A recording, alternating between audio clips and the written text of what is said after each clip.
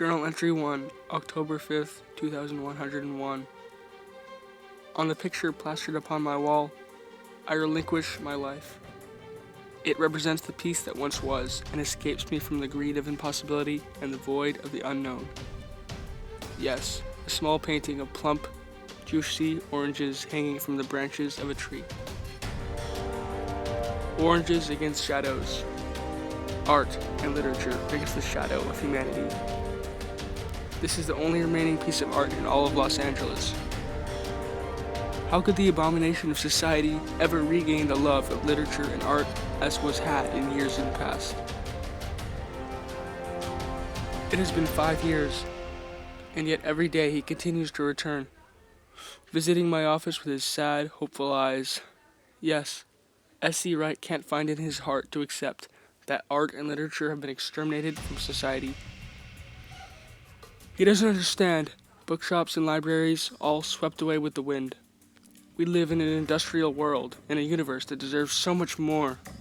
The universe is full of stories from the beginning to the end, which of course there is no beginning and there is no end. So who's to say they aren't all true? But with nobody to tell these stories, nobody will know of them to see the love and hope and friendship and courage that can be taken out of them. I remember when the building in which I run my gun store was instead a publishing company. The world has changed. SZ views the world as devoid of color and excitement, a black and white photograph of a demolished world. I know this because he tells me every day. I really believe that without his constant blathering about how the world needs art and beautiful literature to restore the peace there once was, I would be no different than the rest, obsessed and neglective.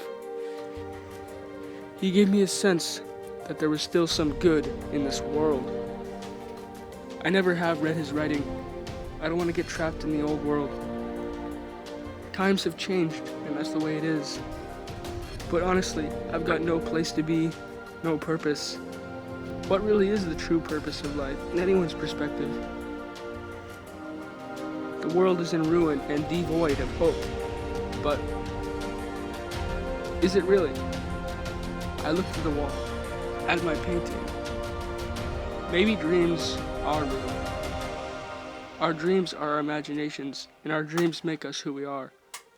Some may inquire, why do we dream? Because dreams represent our soul through and through, and a man without a dream is no man at all.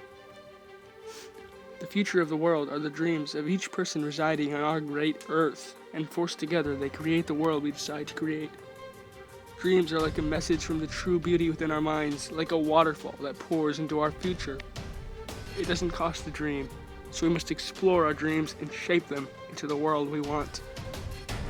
Journal Entry 1, October 5, 2101.